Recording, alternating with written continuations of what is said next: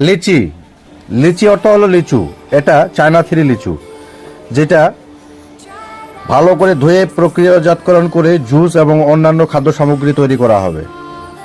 এরপর আমরা দেখব সি সল্ট। এই সি সল্ট, এই সমুদ্রের পানিতে এত পরিমাণ লবণ দেখেন চামচ দিয়ে উঠানো যায়। টমেটো, গাছ পাকা টমেটো।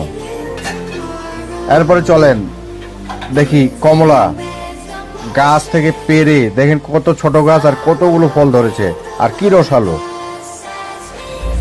এরপরে ওয়াটারমেলন, আম গাছে কি কখনো তরমুজ ধরে?